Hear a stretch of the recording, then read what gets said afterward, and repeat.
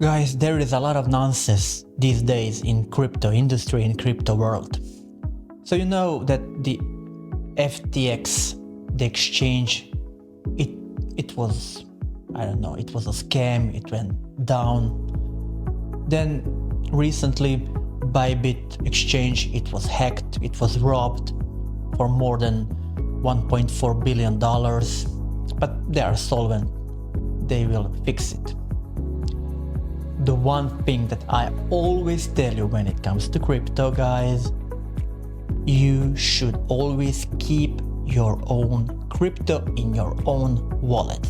So be smart, be careful. You have a hardware wallet called hardware wallet. Put your crypto inside. Once more, the exchanges are not your friends. They are your business partners. Go in, sell, buy, and take it out. Pull it out right now, or you will regret it. Or maybe you can give it to me if you don't know how to deal with your own crypto. I will keep it for you.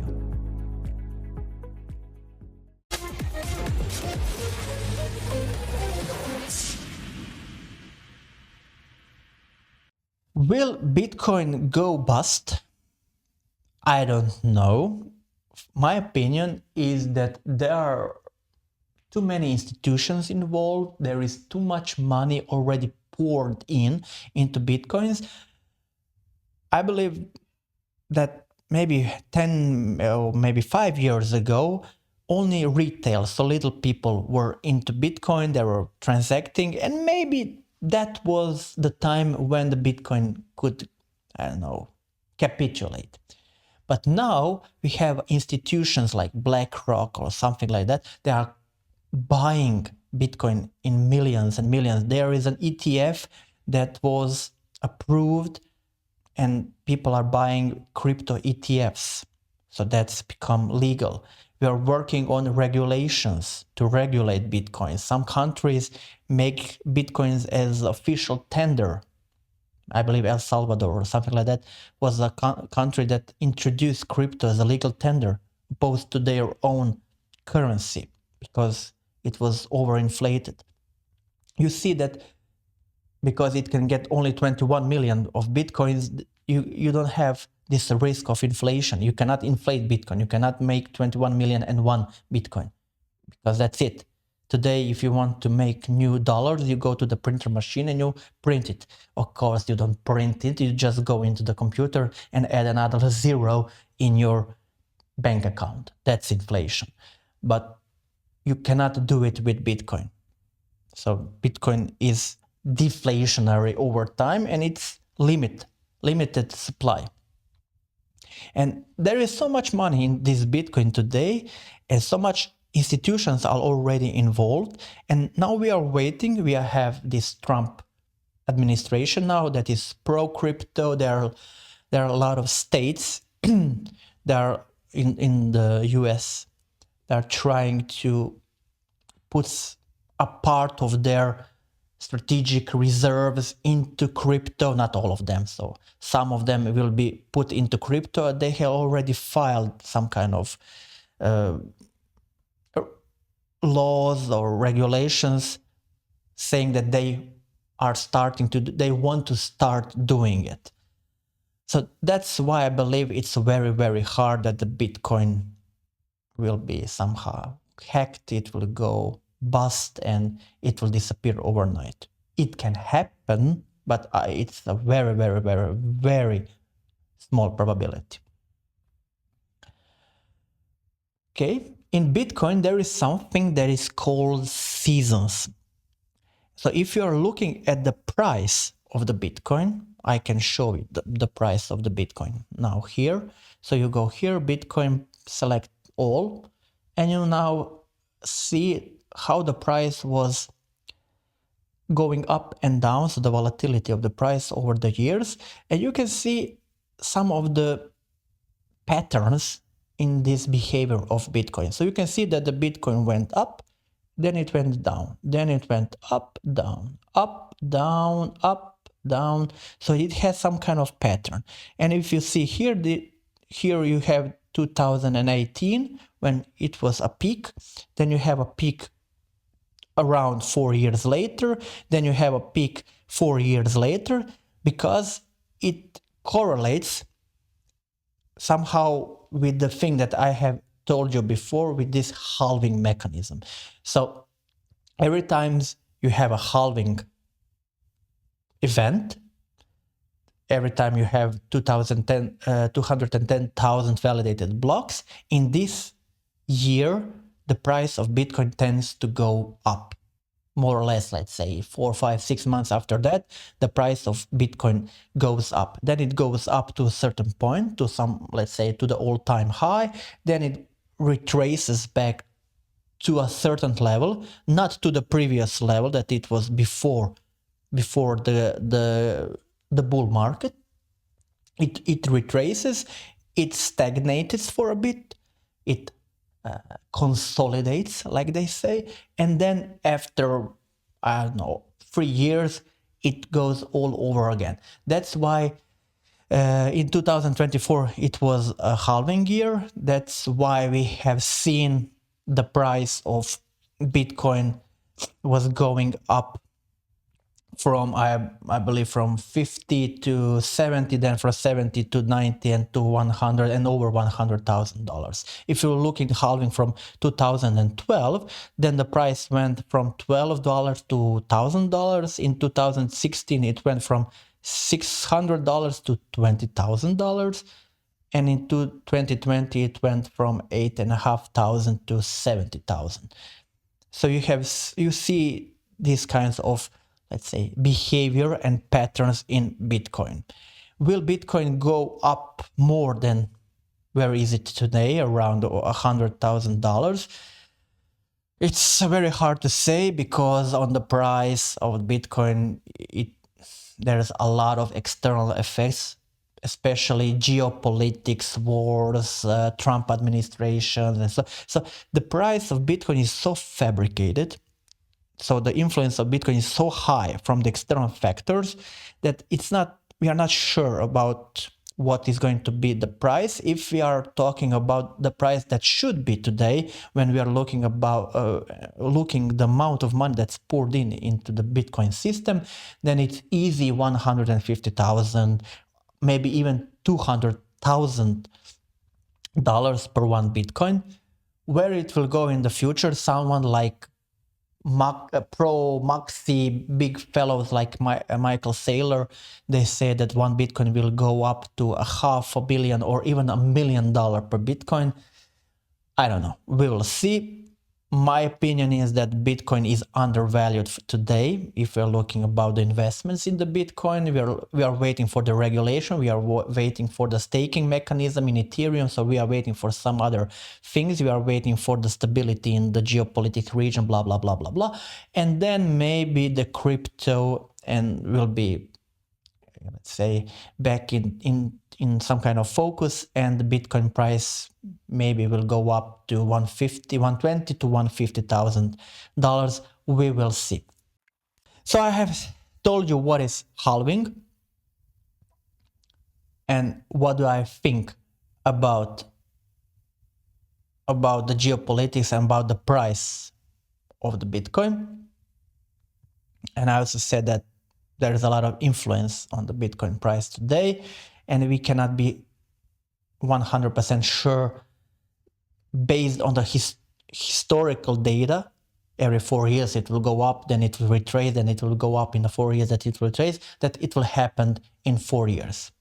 So based on the history of how much, 15 years that we have seen this kind of behavior, but doesn't mean that it will behave like this in the future also. What is good about Bitcoin that today it's very liquid. So there is a lot of, you have seen a lot of volume in billions of dollars per day trading with Bitcoin. So you can easily get rid of your Bitcoin. You can easily buy or you can easily sell your Bitcoin on the exchanges if you want to. That's why it's highly liquid. Will it stay liquid long enough? Will it stay very liquid in the future? We will see. I believe that it will, unless some black swan event happens and Bitcoin becomes worthless. Some people like Dan Pena said, if we really know who's behind Bitcoin, that the price of Bitcoin will go to the zero in a millisecond. Well, let's see. Let's see. If you knew who was really behind Bitcoin, you would run as fast as you fucking could to sell it. I know, 100%. And when the real founder of Bitcoin comes out, it is my humble opinion, and there's nothing humble about me, Bitcoin will go to fucking zero. One day. In a microsecond, whoop, like that. What's good about Bitcoin? So I promised you to speak a little bit more about the traditional system, banking system, financial system, monetary system, and the Bitcoin. So what Bitcoin introduces to the system that's good, and what's better than this traditional system that we have. Okay, one thing more when we are talking about the Bitcoin and the seasons of price going up and down. So the bull season and the bear season, when we are talking about Bitcoin and when we are talking about the altcoins. So far, when you're looking at the historical data, Bitcoin was the first on the move, so he went up. The altcoins, so all other cryptocurrencies, they were, let's say, stagnating. Then the dominance of the Bitcoin went down, so people stopped pouring so much money into Bitcoin, specifically into Bitcoin. Then the alt season began, so every other cryptocurrency except Bitcoin was going up, and in most of the cases it went up much more percentage-wise than Bitcoin. So if Bitcoin went up 10-20%, then other altcoins did. There were examples of altcoins going up 100, 200,000 or 10,000% in a season.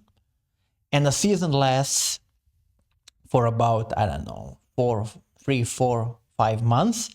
And then after that, there is a bear season, there is a retracement of the price, there is this stagnation of the and consolidation of the price until the next halving event, next 4 years. And then we have back again this Bitcoin season. After that, the dominance of Bitcoin falls, and then we have the start of the alt season.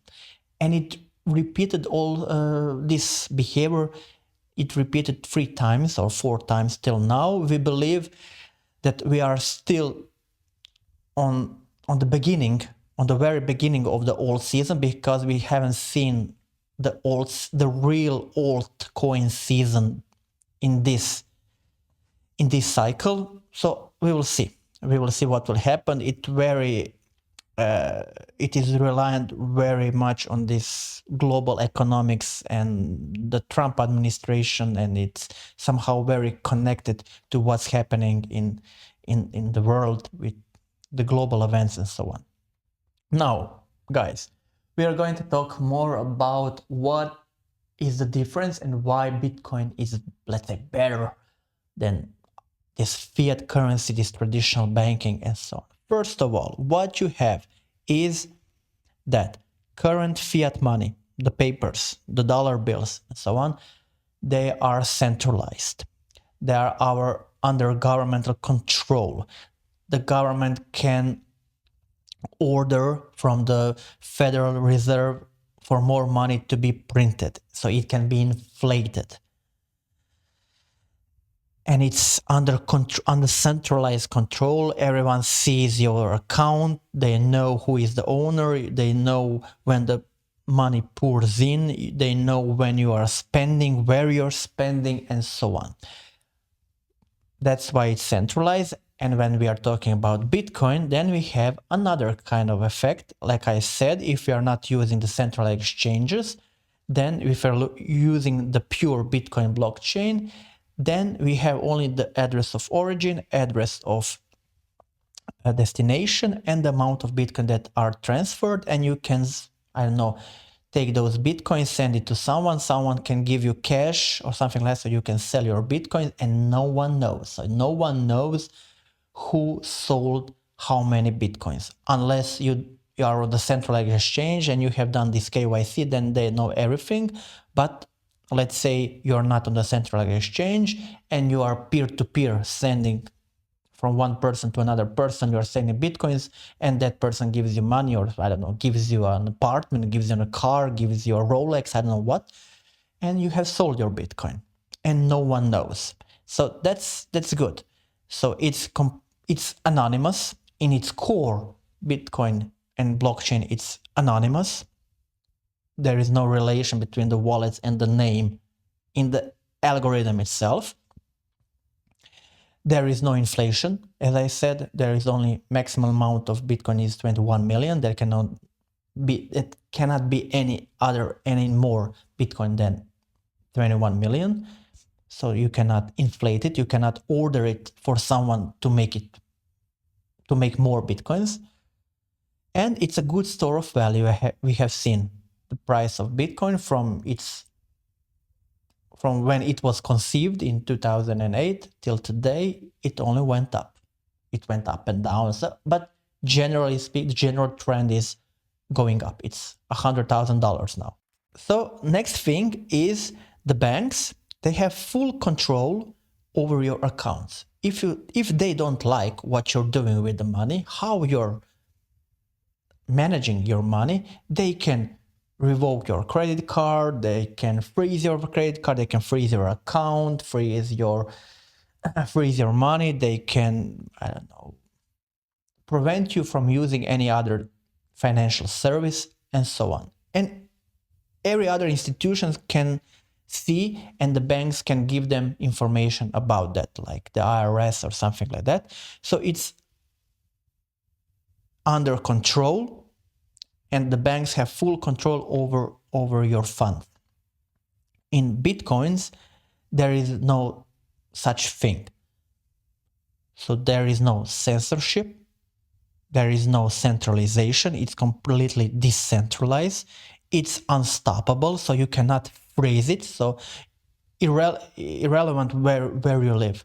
So you can live in Nigeria, you can live in China, you can live in a country that's under some severe sanctions today, globally speaking, economically speaking, but these things that do not apply on Bitcoin. So you can send it to China from here. Why not? Blockchain technology doesn't care. The technology, it doesn't care, it works. The only thing that you need is to validate the block. When you have a validated block, the transaction is done and the funds are reallocated from one place to another. And you don't have to have any kind of centralization. There is no bank, there is no central authority that you need to transfer and to validate these transactions. That's why it's good. Another big thing is, obviously, the banking system can be very, very corrupt. They can have, let's say, they can favor someone over someone, so you can get a loan, someone else cannot get a loan because the manager of the bank doesn't like you, and so on. Today, if you're using Bitcoin, anyone can use Bitcoin, regardless of what is his financial economic state, where he lives, what color he is, what height he is he a male, female, is he a turtle, is he a rabbit, is he I don't know what, it doesn't. The Bitcoin doesn't give a shit. If you have internet, if you have a wallet, you can transact. That's it. Then, what's very, very important, you can be in self-custody of your own Bitcoin. So you can hold your Bitcoin and in your wallet, and you can keep it with yourself, on yourself, and not storing it on some kind of account in a bank that's monitored and so on. So when you have this account on your side, no one can access it, no one can block it, freeze it, and it's completely yours. Then, as I said, if you want to send information, if you want to send data, if you want to send money between different parties today from one part of the world to another. It can be very slow. It can take up to days. Like Swift, if you're using Swift or Western Union or something like that, it can take up to days to send the funds. And you have big transaction fees and so on. While in Bitcoin or other cryptocurrencies, it can be done in minutes, or rather in minutes or seconds. And it's low in fees. And it can be done instantly. And no one can revoke it. No one can stop it. And it's borderless. It works in any country. Then, as I said already, the privacy concerns. In banks, you have to undergo different kinds of who you are, where you're from, what you're doing, what school did you go, blah, blah, blah, blah, blah. Bitcoin doesn't care. It doesn't care for anything. So no personal identity is needed, or it's tied to your wallet. You keep your own wallets and your Bitcoins in your custody, and no bank can track these funds, no bank. So it's very, very private. You are in control. Then what you have a problem in banks, I was talking about banks, the bank runs. So they are running on this, like I said, fractional reserve banking. They only keep a fraction of the money that you have put in the banks. They lend it out, the rest. And if we all come into bank for our funds and we want to clean our accounts, everyone at the same time, then it's called the bank run. The bank hasn't got the money at that time, and the bank collapses. This situation, it's not possible in Bitcoin, in the blockchain technology. If you want your funds are always available to you, always. You only need internet and your wallet, and you can always sell. But you can always sell on the market. So it's open market. If someone wants to buy it, then you can sell it. If there is no person on the world who wants to buy Bitcoin, then you cannot sell it. But it's the same thing if you have paper money and no one wants it. If no one wants your paper money, like Venezuelan bolivars or something like that, then you cannot do anything with it. So it's the same thing as in Bitcoin. But to have so much money and so much persons in the Bitcoin, and to have the situation that no one wants your Bitcoin, it's very, very low probability. And also this traditional fiat system, it favors the very rich people. So I was already saying you that banks, they favor the rich people. They are giving them bigger loans with less interest, because they know that they will pay, and they will put it somewhere that they will make even more money, that money will go pouring back into the banking system and so on. That's why they are favoring the rich people. That's why the rich become even richer. That's why the loans from the banks, they are not taxable. You have to pay any tax when you lend money, when you take debt. And banks, they love to give you a lot of debt, especially to the rich people. That's what it's all about. When you are small, when you belong to the small people, irrelevant people category, then it's very hard to get a loan. Then there is a lot of this, who you are, who you're working for, and what's your paycheck, what is the amount of money you get every month, and so on and so forth. So there is a lot of politics around who gets the money, who doesn't get the money. That's why maybe this system is not fair. This traditional system is not fair. It favors some people over others and so on. This doesn't happen in Bitcoin. Bitcoin is a technology. It runs on blockchain. The blockchain is agnostic. It doesn't care who you are. Doesn't care. But also Bitcoin has its own problems. Like, it's only 21 million. So what if the economy grows so much that you have to stimulate that economy with additional Bitcoins, and you don't have any other Bitcoins? Then the value of Bitcoins will go up and up and up and up and up. So maybe we'll have this a problem in the future, that we'll have to have maybe something like cents, dollars and cents, Bitcoins, and let's say Satoshis or something like that. Then the transaction speed, if you are talking about the Bitcoin, maybe we are going to use some other layer 2 and other blockchains to use for everyday transactions. Maybe Bitcoin is not the best and most suitable blockchain for doing that, but it's good for a store of value. Maybe the cost of transaction in Bitcoin technology it's higher than for other blockchains, like say for BNB, for Binance Smart Chain, or for Solana, for Avalanche, AVEX. The energy consumption and impact. So to validate the block, it's very energy. You have to spend a lot of energy if you are talking about the Bitcoin, way more energy than let's say for Ethereum.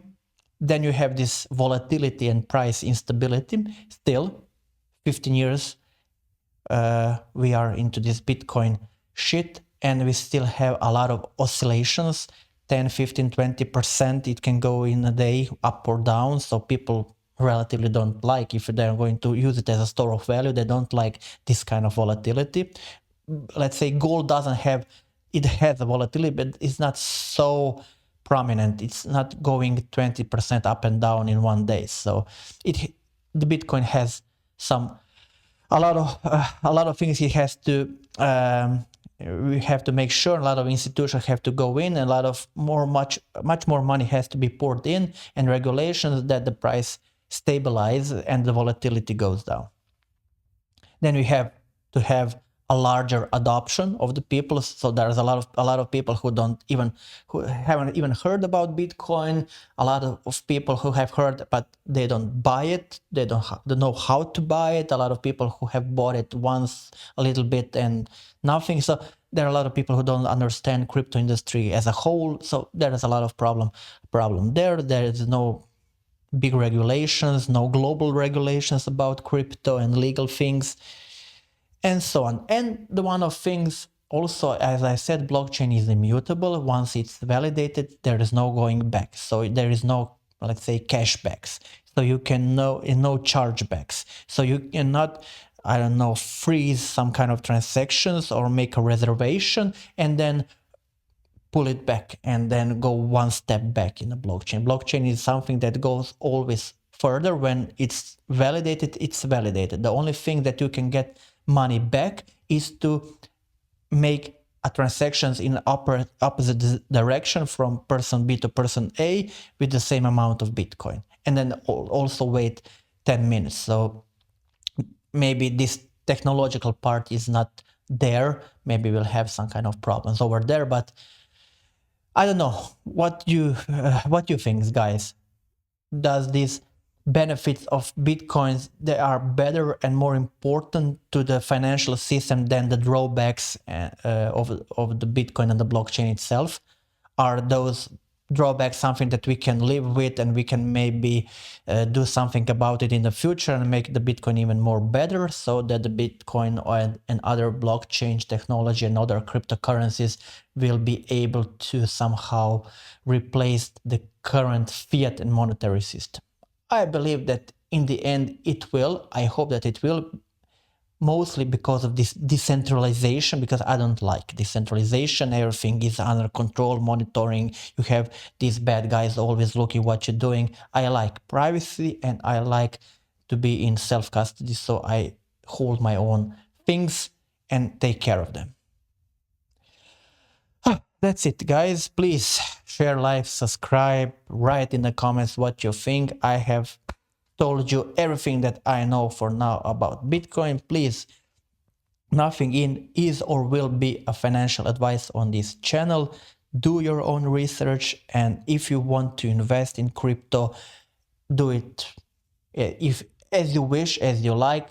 I will always suggest, if you're buying Bitcoin, buy it. If you're buying other cryptocurrencies that are not Bitcoin, always buy the same amount of Bitcoins also when you're doing that. So if you're, I don't know, buying Ethereum $20, then also buy $20 of Bitcoins, like a leverage, like a store of value, just to be sure, just to keep you safe. Because if everything goes down in crypto, first all altcoins will go down, and the Bitcoin will be the last one that will fail. That's why you have to guard yourself always in crypto industry with Bitcoin. That's my philosophy. That's how I do it. Maybe it's not the best, but with high risk, high rewards, I like medium risk. So that's why I'm always leverage, let's say, hedging myself with Bitcoin when I'm buying crypto. That's it, guys. I have talked a lot. I have to go now. I'm hungry.